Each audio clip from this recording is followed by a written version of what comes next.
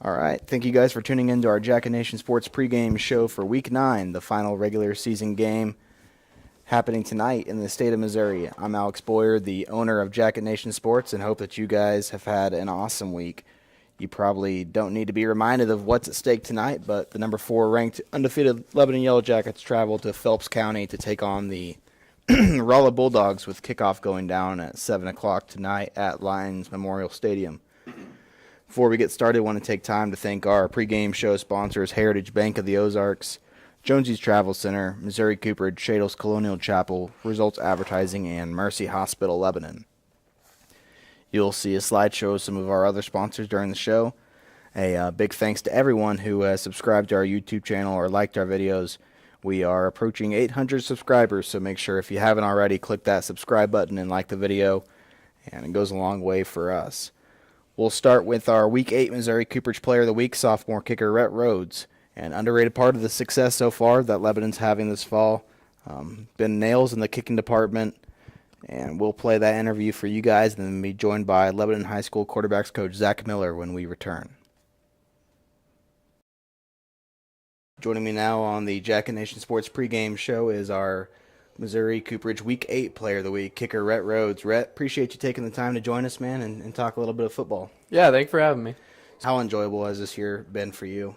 It's been really fun, man. It's been a really electric year. I mean, we've had a lot of high-scoring games. Yeah. Our defense has been lights out, and that allows me to have a lot of fun because I get to do lots of kicking. So you've been nails this year in the kicking department. What were some of the big adjustments that you made from your freshman year to your sophomore year? Because you started every game as a freshman last year, but I know you kind of hit on some things this summer. So what were some of the things that you worked on? A big thing was I got my own coach. So I got a coach now, and so I kind of know what I need to be working on, and I can make adjustments whenever I need. What were some of the big things that you and your coach worked on together? We worked on how to get my legs faster through the ball and make better contact. With that, have the nerves settled down, almost to the end of your sophomore year now, but have your nerves settled down from your first start last year to this point this year? Yes, they have definitely settled down a lot. I was just scared because I was saying if there's a man the size of Jacoby Foltz running at me, I was so scared, but thankfully I didn't have to experience that week 1, and so it kind of helped me get my nerves down, and now it's kind of just like I'm a little bit nervous, but it's more exciting than it is nervous. The last few weeks you've been absolutely nails out there. What does that mean for you to have the confidence from the team that you can go out there and deliver a field goal from anywhere out there on the field? Yeah, the team and the coaching staff having confidence around me, it really helps me to just perform better because then I'm not worried about trying to impress them. I'm just going out there trying to do my job. Your thoughts last week when they called you out against Camden on the first drive, is that something that you looked forward to? Were you nervous, or what were your emotions going on through that? I was honestly kind of annoyed we weren't getting a touchdown right there, but Coach called my number and I went out and did my job. No doubt. Of course, with a field goal comes a lot of other jobs as well. The snaps from Caden Crabtree, the holds from Drew Bowling this year have been phenomenal. Just talk about those two guys and what they mean to your kicking process. Yeah, man. I don't know if there's a more irreplaceable person on that team than Drew. He's probably one of the best holders this program's ever seen, and probably one of the best in the state. I'm going to miss him a lot next year, and he's really good. And our snaps have been pristine this whole season. Yep. Coach Christian referred to you as this team's Harrison Bucker. With your poise and accuracy that you've shown this year, what's it mean to you to get a compliment like that from a head coach? Man, that was I was watching the interview. That just made me fired up, man. I was so excited. It makes me feel so confident. It makes me just man, I can hit any kick because that's how he's known in the league. Anywhere on the field, just oh, William Bucker, we'll go kick. I assume Bucker's your guy that you watch kind of and try to model your game after. Yep. What would an undefeated season mean for you and for this team? Man, I think this summer and leading up, we were thinking we can do whatever we want. This is our season. We can win every single game. So I think it would just kind of be confirming what we've been saying to ourselves. Rhett, appreciate you taking the time to join us, man. Best of luck against Rolla, and go get him, man. Yeah, thank you.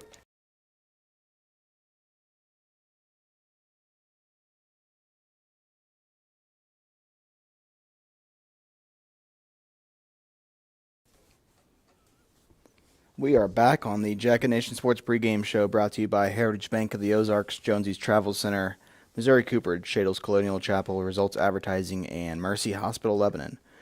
Joining me now is a man who needs no introduction at this point, Coach Zach Miller. Appreciate you taking the time to join us for Week 9 of the high school football season.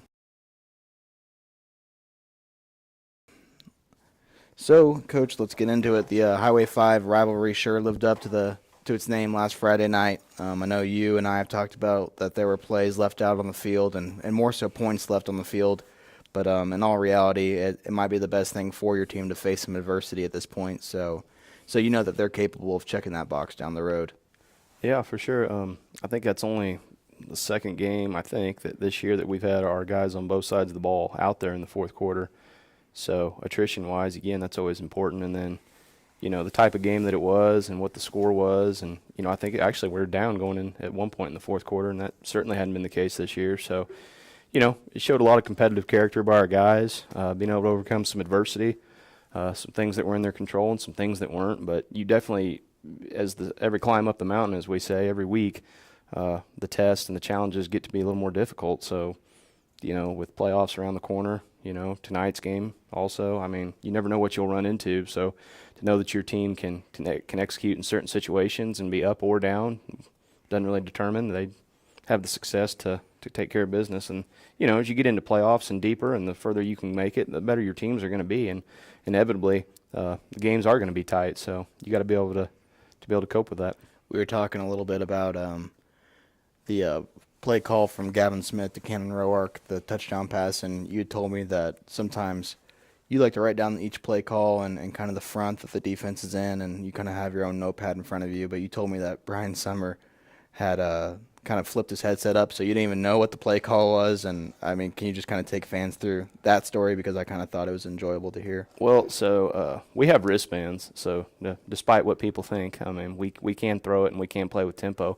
And certain times throughout the game, we do use tempo, whether it be just a quick situation or a 2-minute at the half, or, you know, at the end of the game or something like that, or we just are tired of the other team trying to listen in on calls and trying to assume they know what's going on. So we went wristband there, and the play call got in, and I happened to be, like I said, I was still finishing up doing some due diligence on what the huddle, when they broke the huddle, what the front was, what they were doing with the safety, just little things I like to keep track of to help the offense as the night goes on. And by the time I looked up, the play had been called, and like I said, I didn't hear it. So, you know, people around me are wondering what's going on. I said, guys, I don't really have a clue what's about to happen. You told me you left your wristband in the locker room. Yeah, so I didn't have my play call, which was on me for leaving it in there. I got several things up there I'm always messing with, and it just happened to be one of those things I didn't have with me. So thank goodness it all worked out.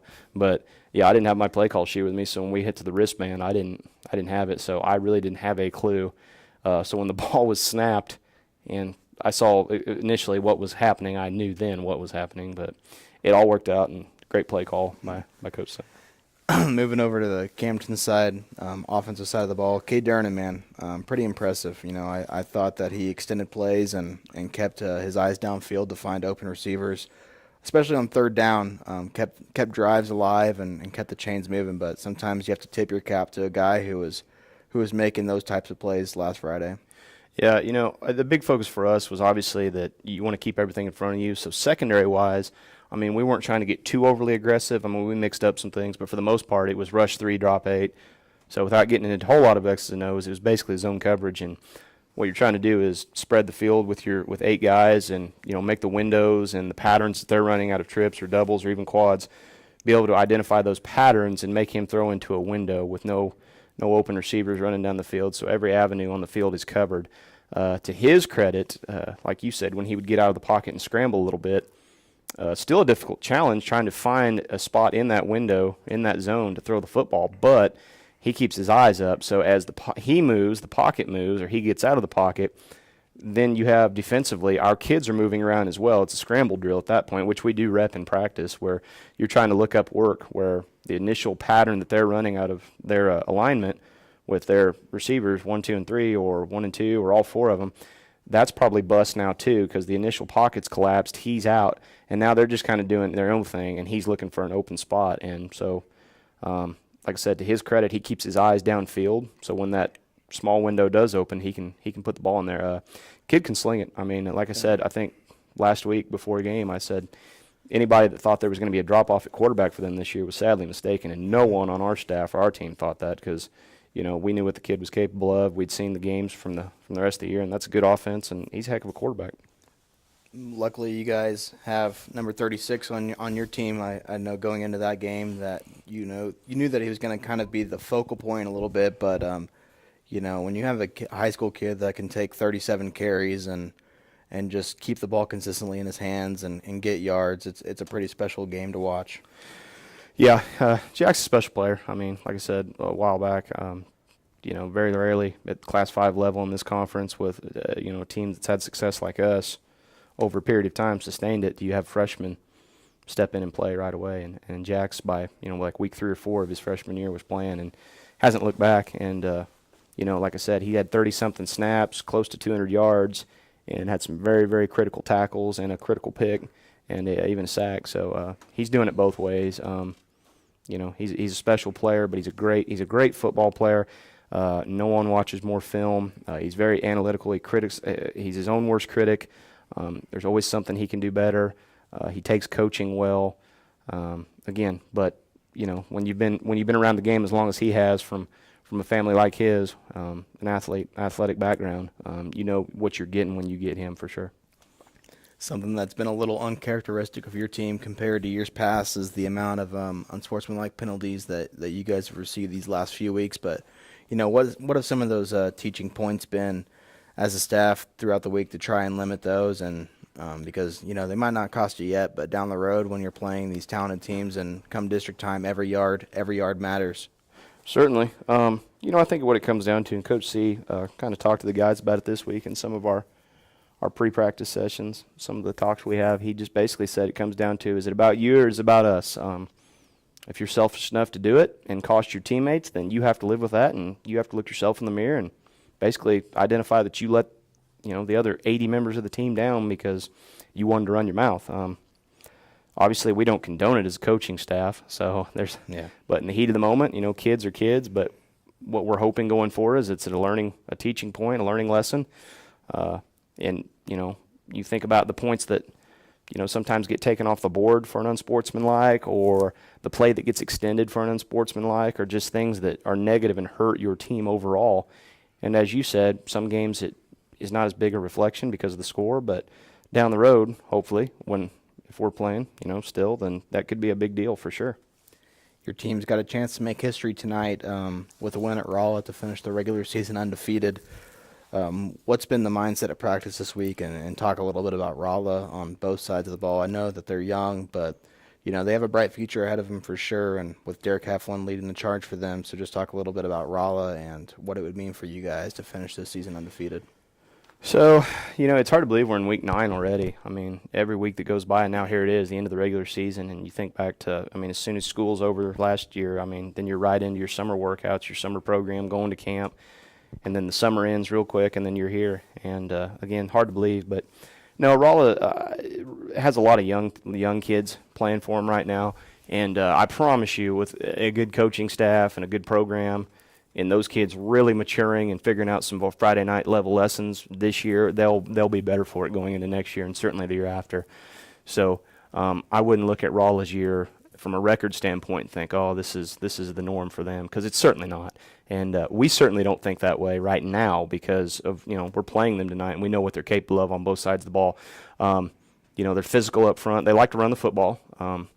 They kind of do a variation of what we do. It's not a flex bone, but they do a spin-off of it, I guess you would say.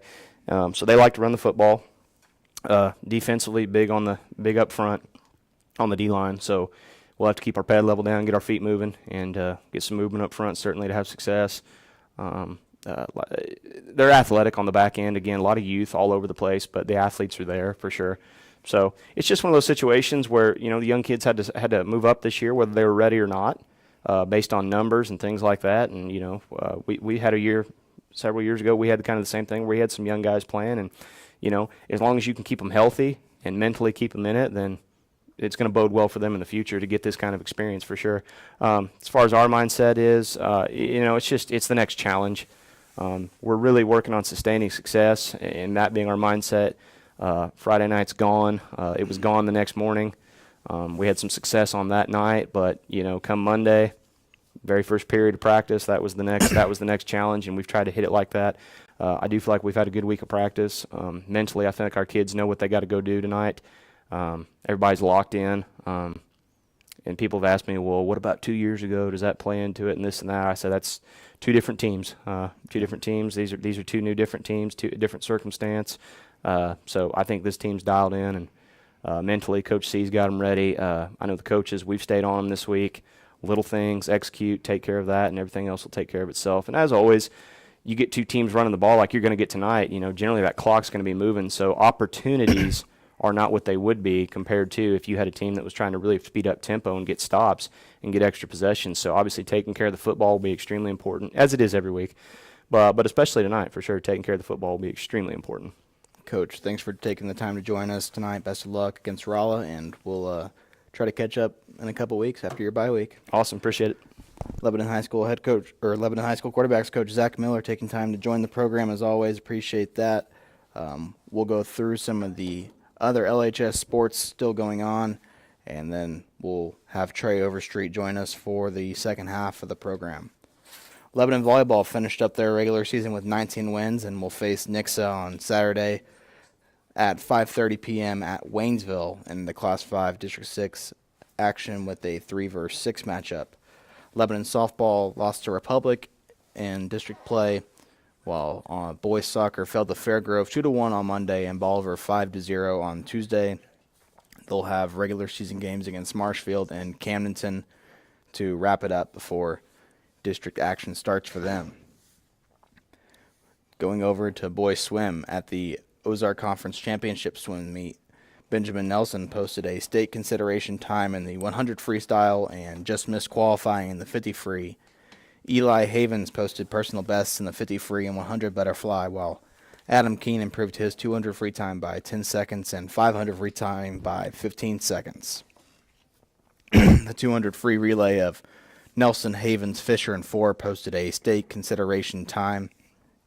And cross country, the varsity girls ran well at the Ozark Conference meet and finished third as a team, while Abigail Tague finished second and earned first team all-conference.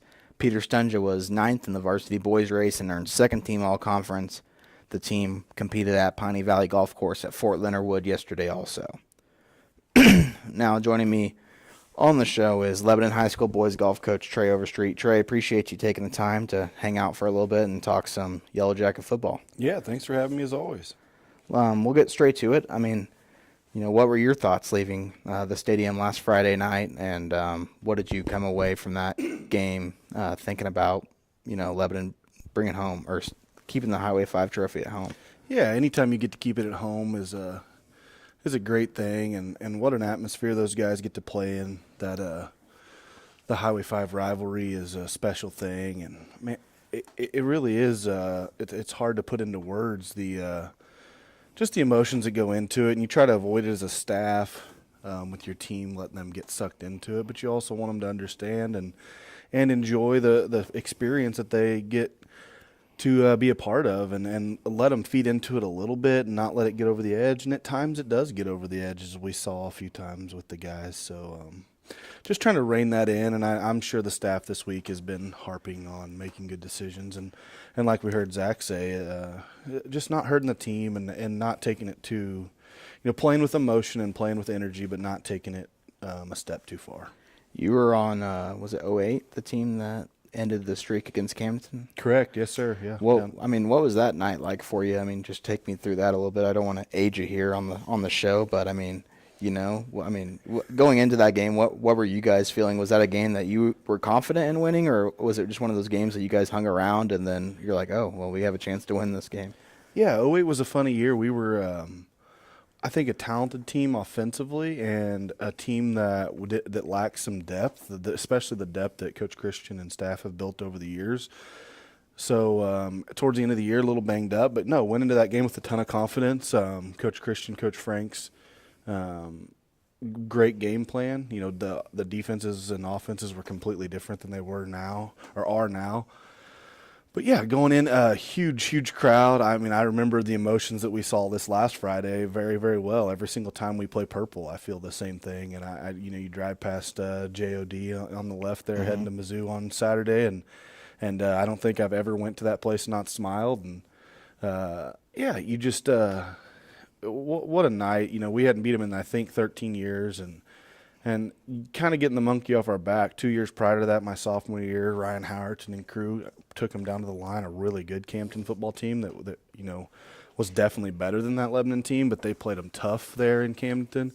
And then my junior year, we struggled a little bit and kind of let the emotions get the best of us. Probably a team that we could have beaten, and we just did not play well at all, and they took care of business. And, boy, I think my ankles are still down in that end zone towards the goal, towards the video board there from Derek Libby running a double move on me. So I know a little bit of what Cannon and Roark felt this last week when you give up a double move. But, yeah, again, it's just an atmosphere that you can't replicate probably in most places in Missouri and across the country. It's a special atmosphere that both communities really care about football. We talked a little bit last week of all the bad blood there is. There's always been a level of respect with that program because those kids work hard. They care deeply about football. The community cares deeply about football. And at the end of the day, they're both both of those communities and both those programs make something, give you the ability to have something really, really special between the two teams. And then, when fans were leaving last week and kind of this week, people have came up to me and been like, how do we play so well against Kickapoo, and then Kickapoo beat Camden bad. How do we keep it so close with Camden? But you got to realize that was week 2 of the football season. Both teams have grown since then. Lebanon's grown since that week 3 matchup against Kickapoo even. And you got to give Camden credit because I think that they did about as much as they could have. Obviously 2 turnovers, but converting 7 of 11 third downs and 1 of 2 on fourth down, keeping drives alive. Better than anybody else has against Lebanon's defense this year. So I think that played a big factor in it. And when you get 2 rivals like this, you can throw the records out the window. Both teams are going to leave it all out in the line. And I thought we saw that from Camden and Lebanon both on last Friday. And offensively, I don't think Lebanon tried to do anything too crazy. They stuck to their identity, didn't change who they were. The penalties didn't help them, but those are coachable mistakes that they can fix probably through conditioning. If I had to guess how they're fixing that this week, but nonetheless, I think we all know that Lebanon's more disciplined than that, and I think that will be something that's shown these next few weeks as the playoff run begins. Yeah, absolutely. I think going back to that first point with the Camden and Kickapoo scores, and you kind of look at mutual scores and wonder why you play so close. But yeah, I think anybody that's been around sports and around the game long enough knows it's matchup driven, and Kickapoo at that time may have been the better team, and I know it took kind of a flurry at the end of the second half for them to even get a victory there, and some mistakes by Camden. But I think at this point in time, I think Camden's as good a team as there is in the Ozark Conference outside of Lebanon, and just matchup-wise, our offense is a booger, and if you're not physical from the very get-go, then you're going to struggle with it. And Cole Walker does a great job with those guys, and that staff does a great job of making sure they're physical and play with good pad level, and they did so. And they were the beneficiary of some mistakes on our part mentally. And like you said, I think it's something that I have full confidence in Coach Christian, Coach Allen, and Coach Summer and staff of fixing that stuff. It's very fixable. With a Lebanon win last week and Republic lost to Nixa last Friday, Yellow Jackets clinching home field and the number 1 seed for the Class 5 District 6 tournament. Hypothetically, I don't want to look too far forward and get you and I in trouble with anybody on the staff, but I mean, how important was it for Lebanon to get that number 1 seed, Trey? They see a run first team in Rolla tonight. You get a bye week to get your guys healthy and focus on whatever opponent you're going to be facing that next week, and then coming out of that bye week, you have a chance to potentially face Branson, who a flex bone team, and that would be 3 weeks under their belt of facing run heavy teams before, if everything goes well, Republic, who's also pretty run heavy themselves. So I mean, how important was it for the Yellow Jackets to secure that first round bye? Oh, huge. I think anytime you get home field advantage, and then again this late in the season, attrition sets in and guys are banged up. I mean, I know there's a handful of guys that are banged up that extra week off of just diving into the film room and diving back into the basics and taking it a little easier in practice is it's huge at the end of the season to get some of those guys back rolling. And then as far as scheme-wise, I think it's going to be, the run stuff is great, and I completely agree with that. I think what I'm most interested in is that Branson-Glendale matchup, and I think it'll be a good one. I think Branson will come in with a great plan, and they've kind of, it's, the nice part about the offenses being similar is they have a plan that they can kind of see and adapt what we did right and what we did wrong. And then for Glendale, it's kind of the same thing. They have an idea of what works versus Lebanon, what doesn't work versus Lebanon. Here's how we can attack that. The bigger matchup for me is going to be that Glendale offense versus a Branson defense that doesn't see that type of offense that you don't see it at all. It's very rare. So at least in the Ozark Conference, we get a couple of them in Campton and Glendale. And we talked a little last week on the differences between those two. And I thought Campton, I expected them to run the ball more with the Durnan boy, and I was wrong. He was very impressive slinging it around. And I do want to wish his little brother get well soon there on that injury, a nasty injury. And I know they're both great football and great baseball players, so I wish nothing but the best for the young man. No doubt, Carson Durning having an injury there in that fourth quarter on the fourth down touchdown pass from Gavin Smith to Cannon Roark. So obviously wishing Carson a speedy recovery. Don't know the prognosis of that injury, but nonetheless, hoping for the best there for Mr. Durnan. Looking at tonight's game, Lebanon averaging 48 points per game, while the defense averaging 10 points per game allowed. The Bulldogs averaging 23 points on offense and allowing just over 30 points on defense. Lebanon won the game against Raw last year 42-14 at home in the regular season finale. And we mentioned earlier that the Jackets are in search of their first undefeated regular season for the first time since 2010 and will at no worse have a share of the Ozark Conference title for the third straight consecutive year. But, Trey, the last time Lebanon was on the cusp of an undefeated season in 2021, the Bulldogs played spoiler during a 28-20 victory. I saw a stat that Coach Christian put out there that there are 350 high school teams in the state of Missouri that play football. 21 teams are attempting to finish off 9-0 records tonight. So when you put that into a percentage, 6%. So it's a pretty special opportunity what Lebanon has in front of them tonight. Yeah, absolutely. It gives you a little cold chills to think about it.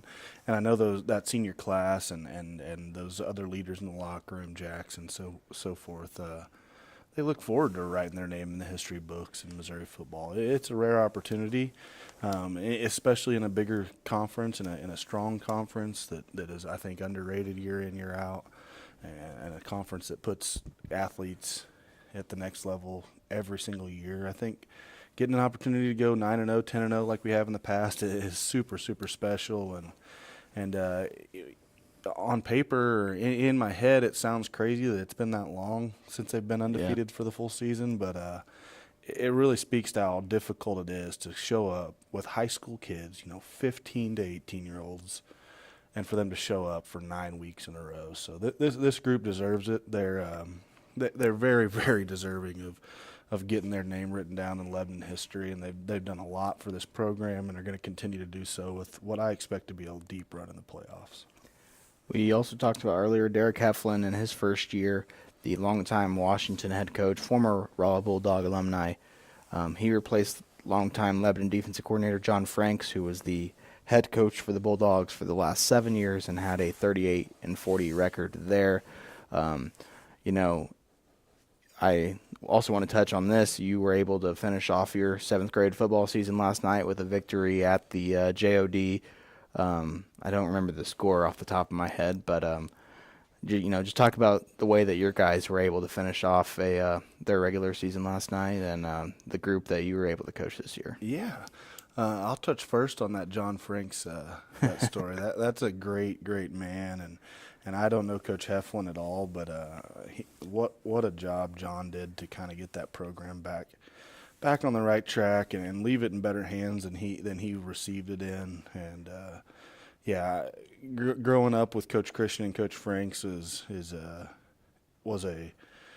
oh God, I don't even know the words. Uplifting and traumatic all at the same time experience. They were the tough love shown by both men to us was something that you'll never forget, and I love both those guys and the time that I got to spend with them, and wish Coach Franks great luck as he moves on and hopefully gets to relax a little bit more with an awesome family.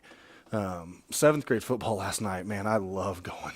I love the opportunity those kids get to go down and play at Bob Shore Stadium, and they got off the bus, and we had a late bus. It's middle school sports, so you just kind of have what happens. We show up at 5:10 for a 5:30 game, and they get off the bus, and their jaws hit the floor. I'd say out of 40 kids, 36 of them were there for the first time. And you get to play in a facility like that on beautiful new turf with a big scoreboard and state championship banners hung up, and our kids, it's an amazing experience for those guys to get to go do that as 7th graders, and a place that we have a lot of success at and did again last night. Beat them. I'm gonna be honest, I don't know the final score. I get so tied up and just going through every play and trying to stop that offense in 7th grade, which is a booger. Yeah. To get kids that in practice and in every game all year only see people run the ball at them to drop and cover, and boy, we did a great job. And again, you talk about throwing the records out, and when you're playing a rival, it shows up in 7th grade, and that's why that rivalry is so special. It's a short bus ride, and a bunch of fans from our place and a bunch of their fans are showed up, and it was a great win for the kids, and I'm super excited for them. They've deserved it. They've taken some licks and had some traumatic losses that they'll never forget.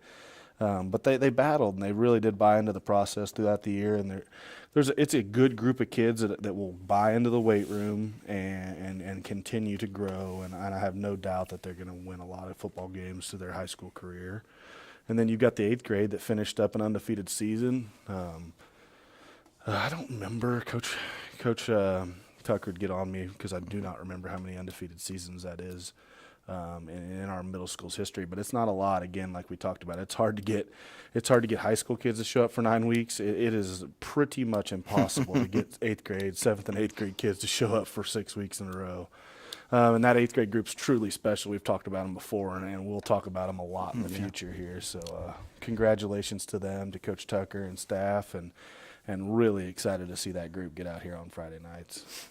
I think that's probably going to wrap it up for this week's Jack and Nation Sports pregame show. Other Ozark Conference games happening tonight around the area. We have Camden at Glendale, Bolivar at Kickapoo, West Plains at Waynesville, Parkview at Hillcrest, and, of course, the game that we'll be calling on our YouTube channel tonight on Jack and Nation Sports, Lebanon at Rolla, as the Yellow Jackets look to finish off a undefeated regular season. We're going to go live around 6:40 tonight. I'll be on play-by-play with Mike Flanders as my color commentator. Our pregame show is live every Friday, and next week we'll be taking the week off to gear up for the Lebanon football playoff run. We will still be broadcasting live for games, but due to mission restrictions, they will be through them, and on their website we'll release more information at a later date on that. I want to take time to thank Heritage Bank of the Ozarks, Jonesy's Travel Center, Missouri Cooperage, Shadle's Colonial Chapel, Results Advertising, and Mercy Hospital Lebanon for sponsoring our Jack and Nation Sports pregame show every week. Make sure that you subscribe to our YouTube channel. Check out